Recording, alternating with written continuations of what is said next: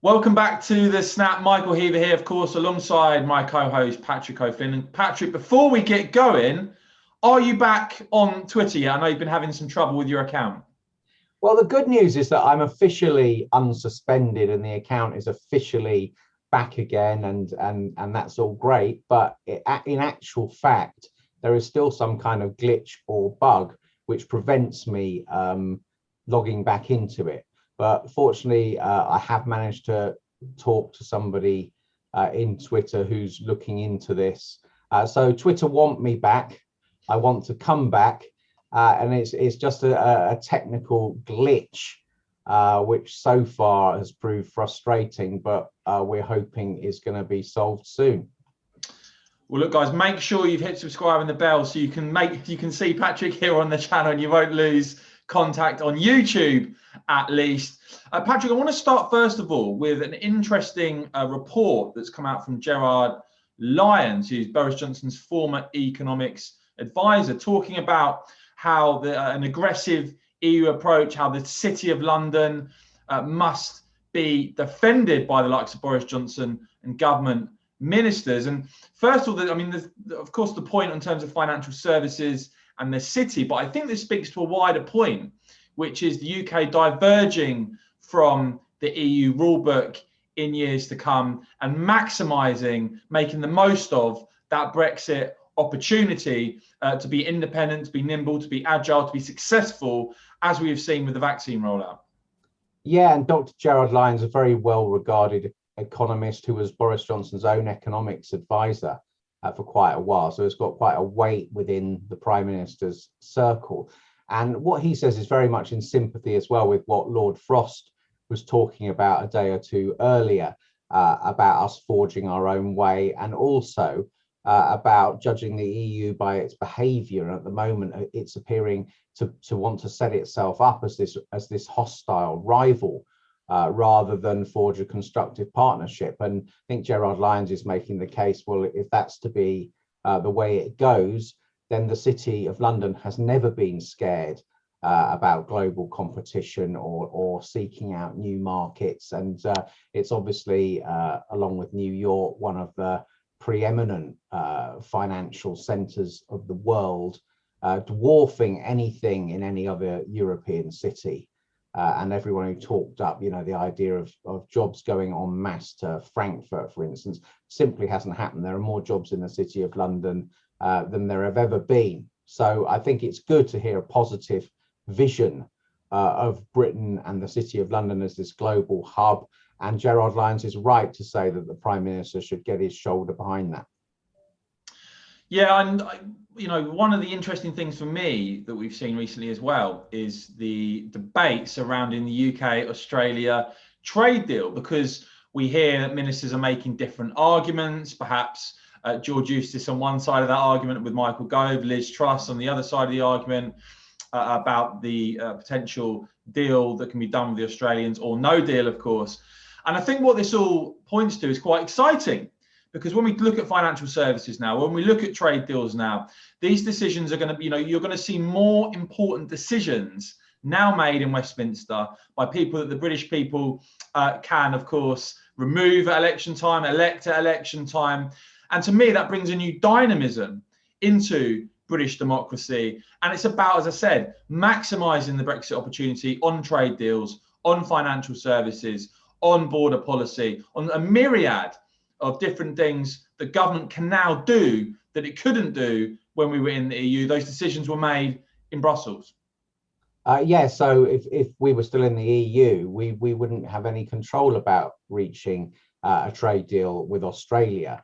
It would be a sort of slow motion thing in the Commission. They would then have to satisfy, if we were still in there, 28 different countries for a lowest common denominator deal. And we saw that with TTIP and whatever, and how a free trade deal with America was actually unattainable because each country in the EU had their own priorities and their own red lines, and rightly we did, around stuff to do with access to a market for healthcare, i.e. the NHS. So an individual nation state, the United Kingdom, conducting its own negotiations with potential new trade partners. It shows the speed with which this can be done. I do think that reviving our trade links with the Commonwealth countries that we necessarily turned our backs on in the early 70s when we joined the common market is long overdue, and really reignites those ties that we have. And of course, the government needs to phase in market access, I think, to give our own producers in particular industries, particularly agriculture, time to adjust as well. But I'm sure that can be done. And the big picture is, yes, of course, a trade deal with Australia would be a great thing. Now, just turning our attention to the UK economy, of course, we've consistently said here on this show we'll be positive about this great country. The UK economy now, as it's bouncing back, enjoying what's been described by some as an unprecedented growth spurt as we emerge from lockdown. Private sector being reported today, expanding at the fastest pace in at least 23 years. We already saw the Bank of England revise up the forecast for UK GDP this year to 7.25%. We've also seen this week, Patrick, British manufacturers reporting the fastest growth in orders since 2017. All great stuff. A bit different from the doom and gloom that we saw Remainers predict for Britain's post-Brexit future, isn't it? Yes, absolutely. And I think the Office of National Statistics figures shows retail sales up 9.2% in April, which is twice as big as the rebound that was generally expected. Factory orders really letting rip, and that's great stuff in the manufacturing sector too. And there's even a bit of nervousness now about whether our industries can cope with the amount of demand, and one or two inflation fears, which I personally think are overdone. But there is now the prospect that we can get through the recovery phase from COVID, with a really kind of jobs rich recovery and never really hit the mass unemployment as furlough ends that was feared. So the prospect of a generation of new graduates or teenagers and 20-somethings being thrown into long-term unemployment, it looks like we're going to be able to avoid that altogether, which is fantastic news. Absolutely. And just turning our attention now to the Labour Party, of course, what could really be for Keir Starmer a defining by-election, the Batley and Spen by-election. Jeremy Corbyn ally Diane Abbott, Labour MP, commenting, quote as saying, if Labour loses again, it must surely be curtains for him, referring to Starmer. And then it may be that Andy Burnham's time will have come. What do you think, Patrick? Are we going to see the Corbynistas backing Andy Burnham? Well, that is intriguing. I'm sure Diane Abbott is making mischief. I mean, for a start, curtains for Keir is her using the phrase that the Health Minister Nadhim Zahawi came up with, and is almost taunting the Labour leader about the priorities that he went into the last set of elections talking about, and how he got that all wrong. And there's definitely an element of personal bitterness on the hard left of the Labour Party about the suspension of Jeremy Corbyn, and as they see it, Keir Starmer kind of ratting on his promises he made in his leadership election campaign to stay true to the hard socialist faith.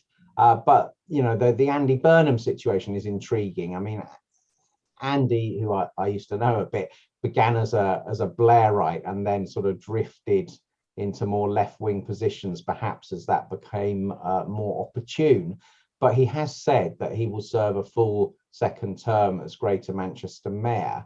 Now, he could get back into the Commons a year or so early, which is what Boris Johnson did when he was Mayor of London. But I don't think you could combine being Greater Manchester Mayor and leader of the Labour Party for more than a few weeks leading into the next election. So if Diane is going to get rid of Keir after losing, if he loses in Batley and Spen, then there's a gap to be filled. Perhaps Angela Rayner will march in her DM boots.